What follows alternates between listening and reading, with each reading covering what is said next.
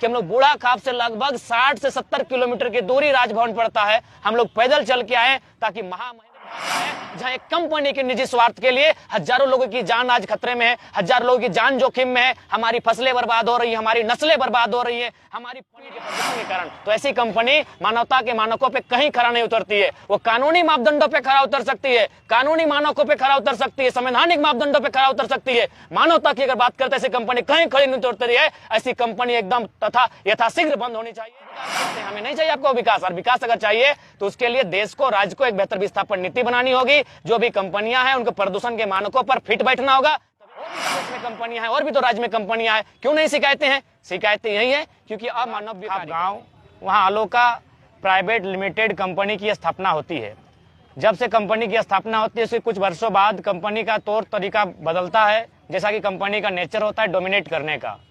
उसके बाद कंपनी से जो अपशिष्ट पदार्थ है उसे बाहर छोड़ा जाता है, बाहर किसानों के खेतों में आता है और किसानों की जो उपजाऊ जमीन है उसे बंजर करती है। उसके बाद उसके पोल्यूशन से जो वायु में जाके मिलता है उससे क्या होता है, वहाँ छोटे छोटे बच्चों के ऊपर कैंसर का बीमारी होता है।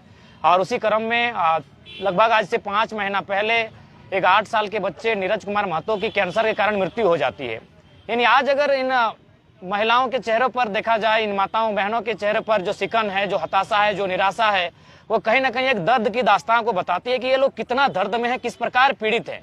अगर आज राजभवन हम लोग आए, क्योंकि इससे पहले 7 सालों से आंदोलन चल रहा था और लगातार हम लोग डीसी रहे, विभाग रहे, विधायिका रहे, लगातार अपनी बात को रख रहे थे कि कंपनी को नियंत्रण में रखा जाए या फिर उसे प्रतिबंधित किया जाए। लेकिन हमारी बात इसलिए नहीं बन रही थी क्योंकि अंदर खानों से एक चर्चा है कि रोंगटा एक ऐसा शख्स है जो सरकार को बनाता है, बिगाड़ता है, उठा के बैठा देता है। तब हम लोग के पास तो कोई चारा ही नहीं बचा था कि जब वो सरकार को बनाता है, सरकार को बिगाड़ता है, तो विधायक और एमपी का कोई औकात ही नहीं उसके सामने।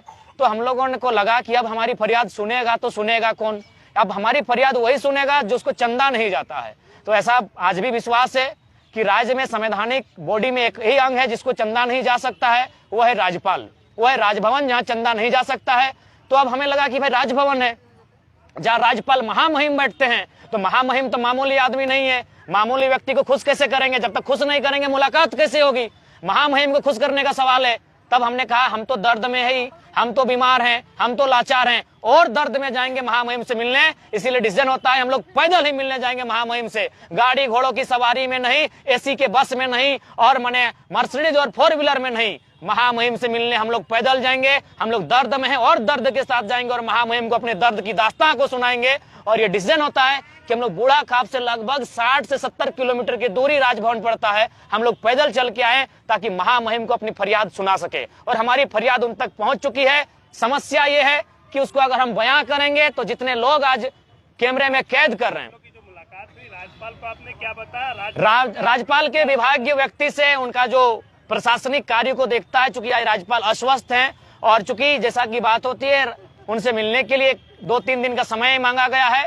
2-3 दिन की जो समय होगी अवधि, उस दरमियान हमारी जो 5, 6, 7 जो भी वहां से डिमांड किया जाएगा, हमारी एक टीम होगी और वो टीम उस समय आके राजभवन आके राज्यपाल के सम्मुख बैठकर अपनी पीड़ा की बखान करेगी और अपनी जो फरियाद है, अपनी जो मांग है कि जो अलोका प्राइवेट लिमिटेड कंपनी है, या तो उसे बंद करने के लिए आप प्रयास करें या फिर उसे एक पोल्यूशन का जो गाइडलाइन है उसे पालन करने का है, ताकि हम लोग कोई पशु नहीं है, पशु को भी मौत क्यों हो। भारतीय संविधान आर्टिकल 48 स्पष्ट कहता है वन्य जीव संरक्षण, यानी पशु की भी इस देश में मौत नहीं होनी चाहिए। हम तो मानव हैं, हम तो मनुष्य हैं, हमारी मौत क्यों होगी? एक 3 साल की बहन आई है, अगर आप देखेंगे तो आपका दिल पसीज जाएगा, वो भी कैंसर से पीड़ित है। एक 3 साल की बहन इस आंदोलन में आई है, वो भी कैंसर से पीड़ित है।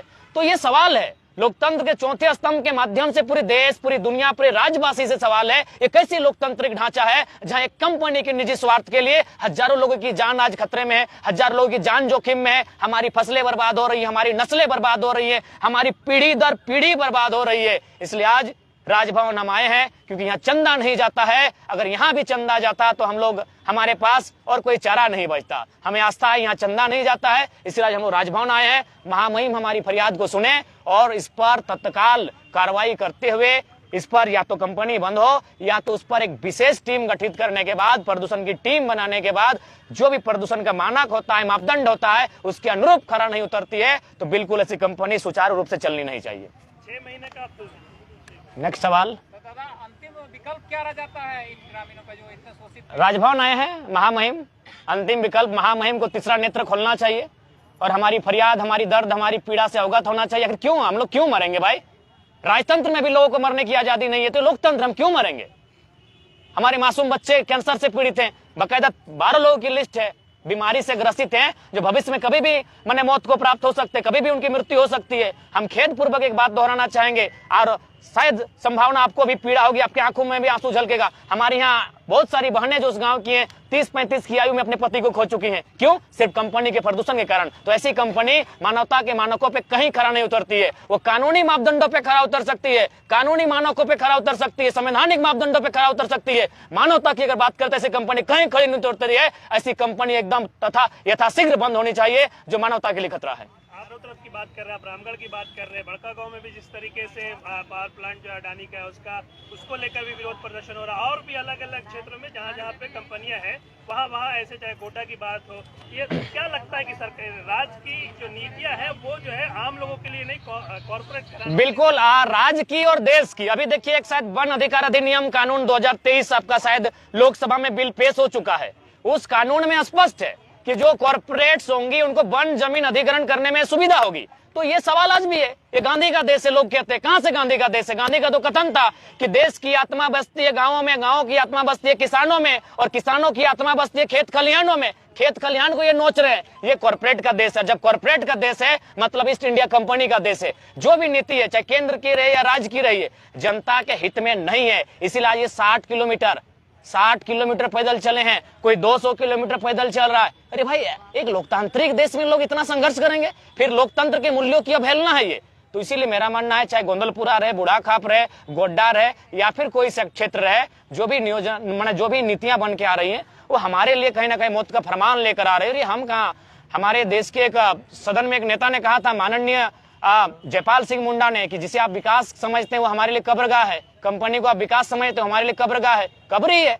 हमारे दीदी सामने है, अगर वो बात करेंगे तो आंखों में आंसू आएगा। एक मासूम बच्चा उनका मौत के मुंह में समा जाता है। तो हमारे लिए तो कब्रगाह ही है जिसे आप विकास कहते हैं। हमें नहीं चाहिए आपको विकास, और विकास अगर चाहिए तो उसके लिए देश को, राज्य को एक बेहतर विस्थापन नीति बनानी होगी। जो भी कंपनियां हैं उनको प्रदूषण के मानकों पर फिट बैठना होगा, तभी कोई कंपनी सुचारू रूप से चलेगी। और भी तो देश में कंपनियां हैं, और भी तो राज्य में कंपनियां हैं, क्यों नहीं शिकायतें हैं? शिकायतें यही है क्योंकि अमानवीय कार्य कर रही है।